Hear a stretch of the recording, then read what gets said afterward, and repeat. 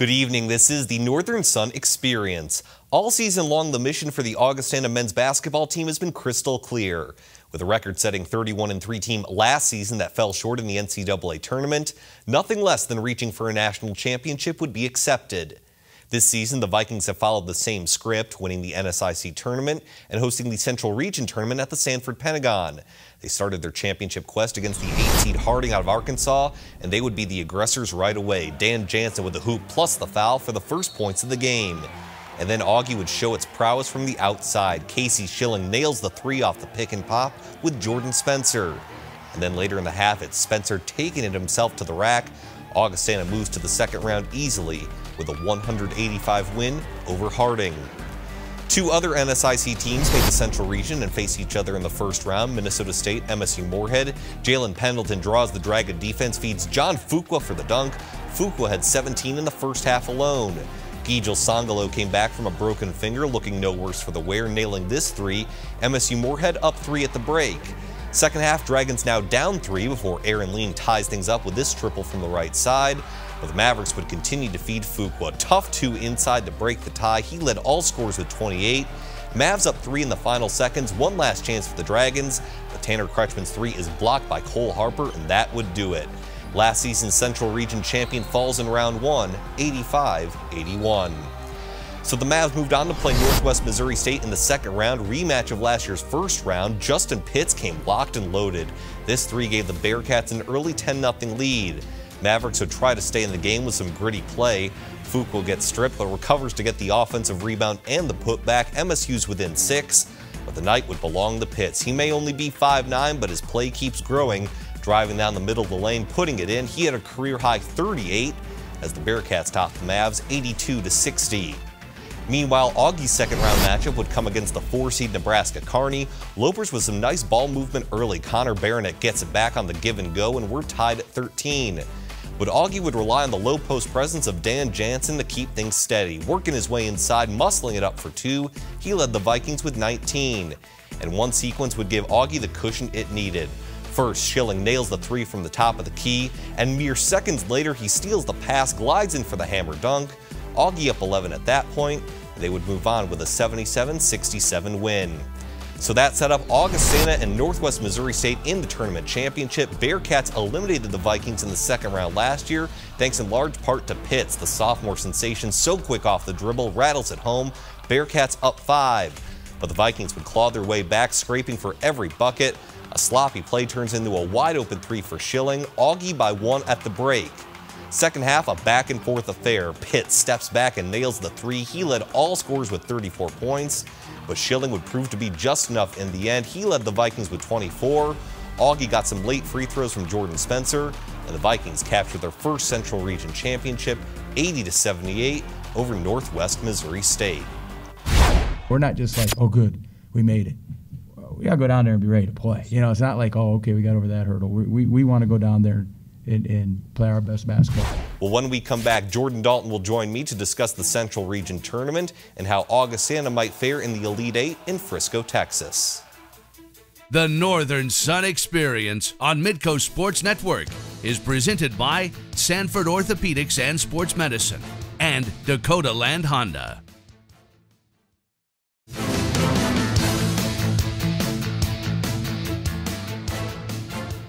And welcome back to the Northern Sun Experience, joined by Jordan Dalton to discuss the Central Region Men's Tournament. Jordan, a whale of a game in the championship.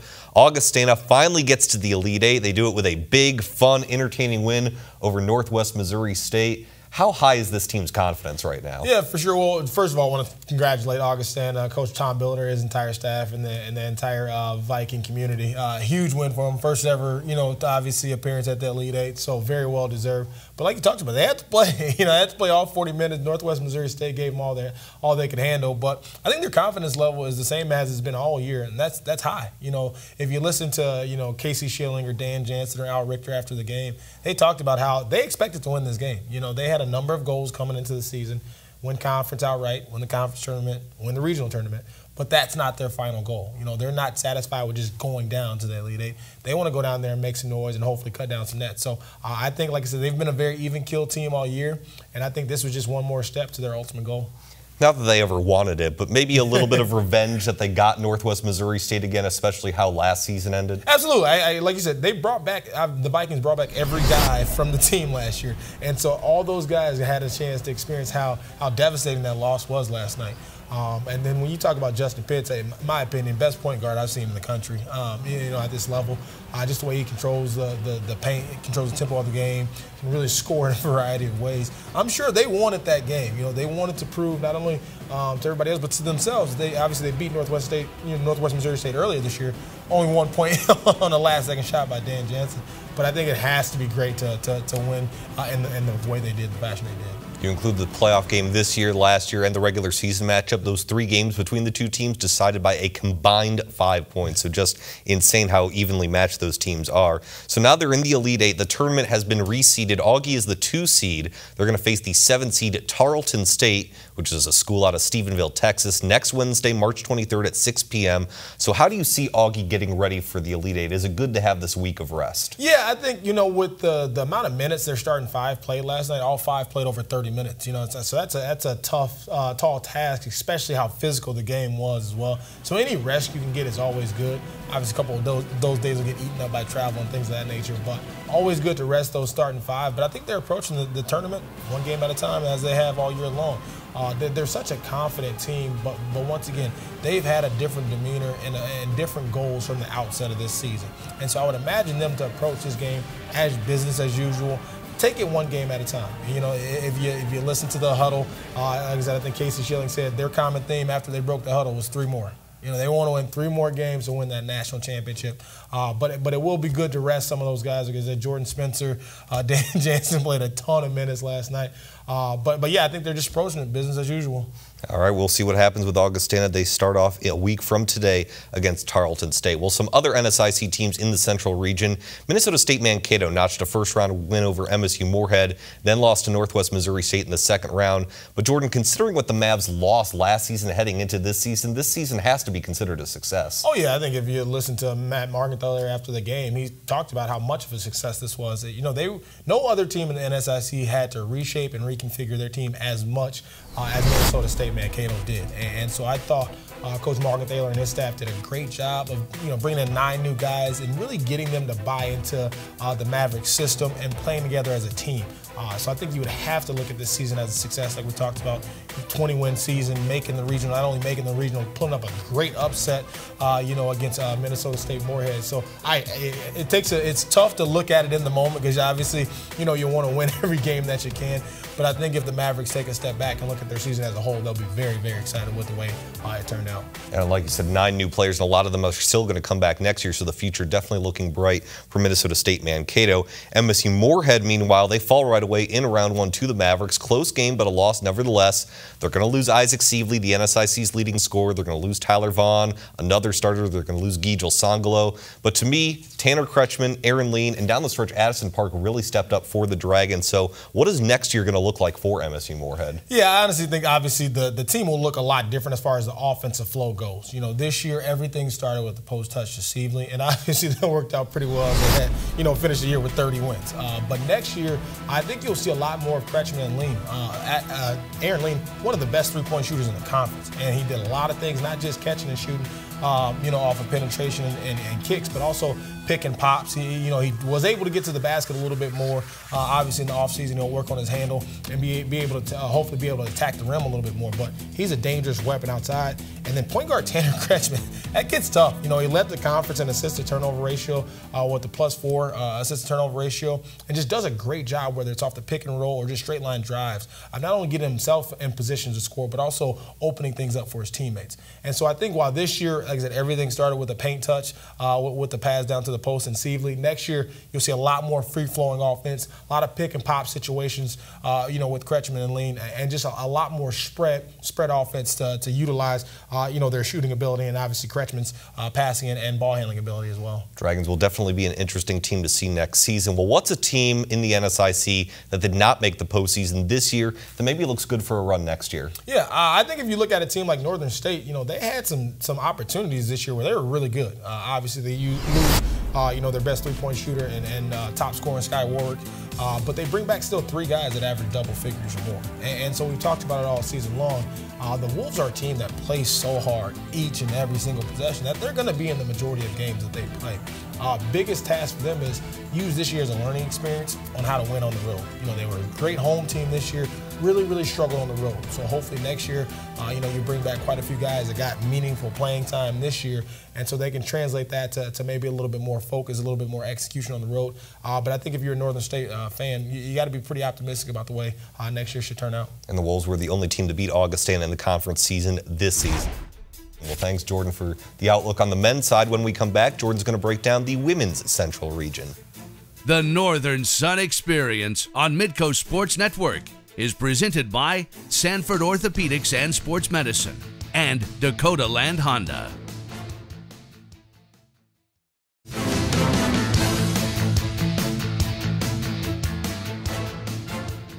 And welcome back to the Northern Sun Experience. Once again joined by former Augustana point guard Jordan Dalton. Jordan, we're going to break down the women's Central region now.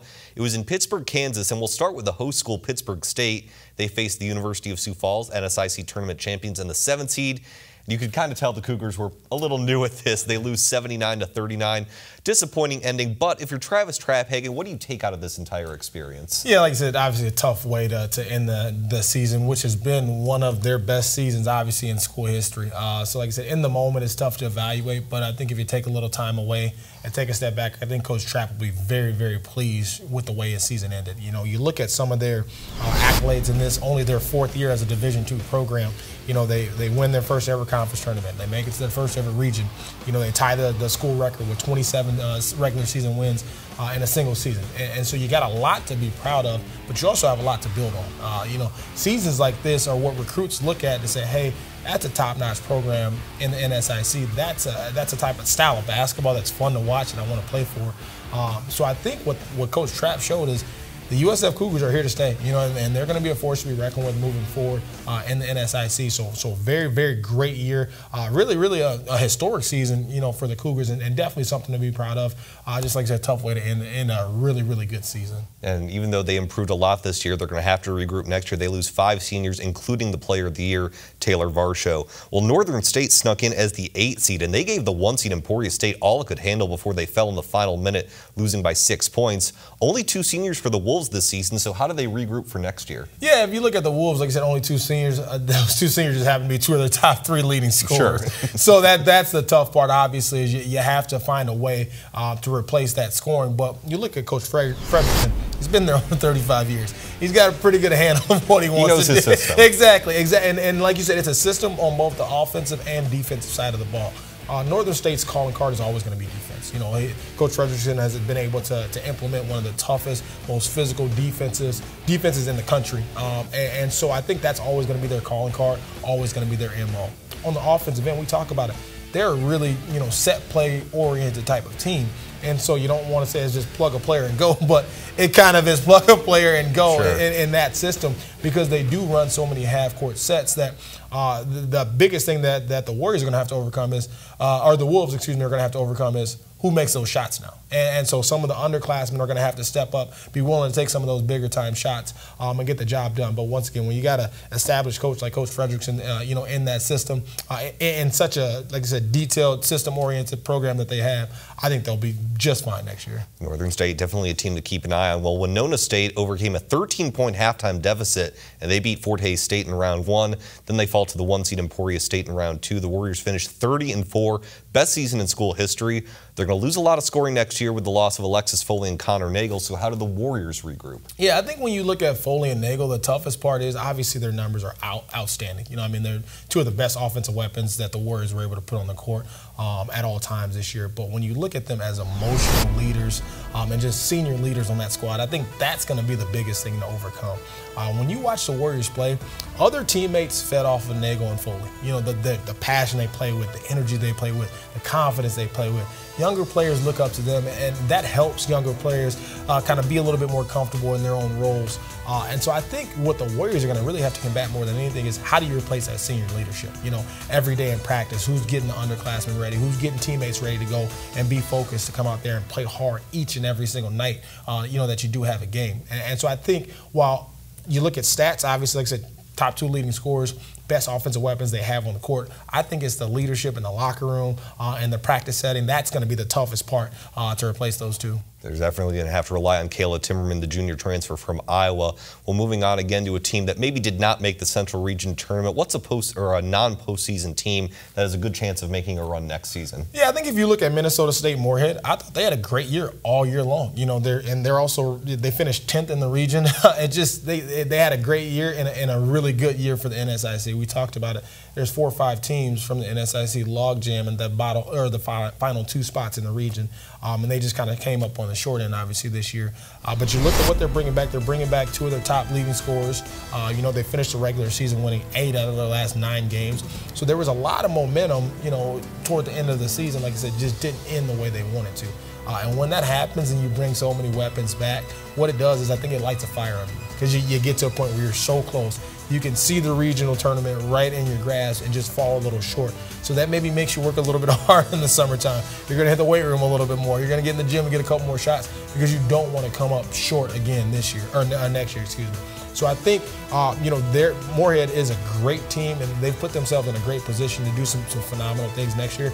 And I just think the way the season ended kind of will light a fire in them for them to come out next year with a renewed sense of focus. It'll be an interesting season next year because, as you said, the parity on the women's side was really good this year. Absolutely, and that's what makes the league so fun to watch, is that every single week you have phenomenal games, and like we talked about earlier, it's a fun brand of basketball to watch. You get teams that are good, getting up and down the court, taking a lot of good shots, moving the basketball. You don't see a lot of isolations or a lot of stalls in the offense. It's just a fun brand of basketball to watch.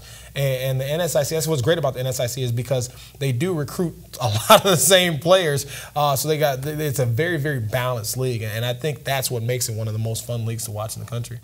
All right, thank you very much, Jordan Dalton. Well, when we come back, highlights from the NCAA Wrestling Championships.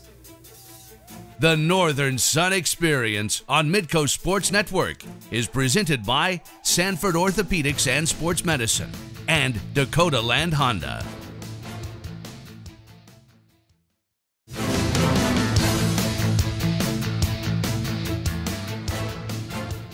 And welcome back to the Northern Sun Experience. 21 NSIC wrestlers qualified for the Division II National Championships in Sioux Falls this past weekend, and several of them had a chance to capture the national title. In fact, 3 NSIC wrestlers were in their respective weight classes' final round matchup, but in the end, only one would end up on top. At 125 pounds, St. Cloud State's Brett Velasquez took down Willie Bowens of Mercyhurst in a 5-0 decision. It's Velasquez's first national championship, and it comes after Huskies senior Tim Prescott won the 125-pound division last year. St. Cloud State as a team also won its 2nd straight national championship. Afterwards, Velasquez discussed what it meant to emerge as champion. It's surreal. I mean, as a wrestler, I guess this is the pinnacle of most wrestlers' dreams and goals in their career, and to achieve it as a redshirt freshman, that's phenomenal in itself. And I mean, you never know when your career could be taken from you. And so I'm very thankful. I'm very humbled to be given this opportunity to go out there and wrestle today and be able to come home with the championship.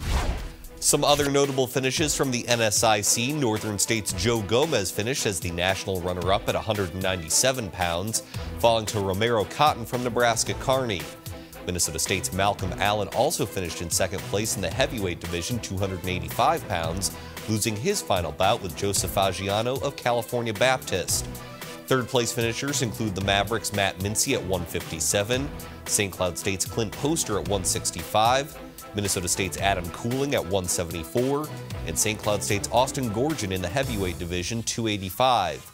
Blake Bosch of MSU Moorhead placed 4th at 133 pounds, while St. Cloud State's Jay Hildreth was 4th at 149. Matt Nelson of the Huskies was 5th at 141 pounds, while Upper Iowa's Jordan Rinkin was 5th at 157 pounds. When we come back, another national championship featured several NSIC athletes this past weekend. Find out who did the best at indoor track and field when we come back.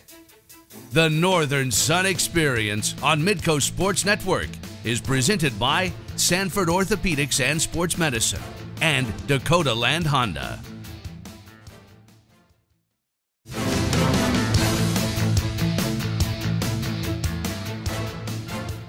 And welcome back. In addition to the Women's Central Region Basketball Tournament, Pittsburgh State and Kansas also hosted the NCAA Indoor Track and Field Championships this past weekend, featuring 39 different NSIC athletes, and 2 of them emerged as national champions.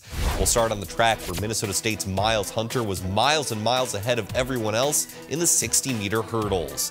Not only did Hunter win his first national championship, but he did so in record time, 7.53 seconds, the tops for all divisions, not just Division II. Hunter's victory is the 8th individual Indoor Maverick Championship and the first in the 60-meter hurdles. So once again, congrats to junior Myles Hunter. As for the field portion, another record setter from another all-world athlete. Winona State sophomore Kaitlyn Long took home her 2nd consecutive national championship in the weight throw, heaving her first object more than 74.5 feet, shattering not only the previous national championship record by 5 feet, but her own personal Division II record by more than 1.5 feet. An absolutely unreal performance by Long, so congrats to her and the rest of Winona State. The outdoor track and field season is just around the corner. Once again, a thank you to all of our NSIC member schools for their time and contributions. We'll be back next week right here with another Northern Sun Experience.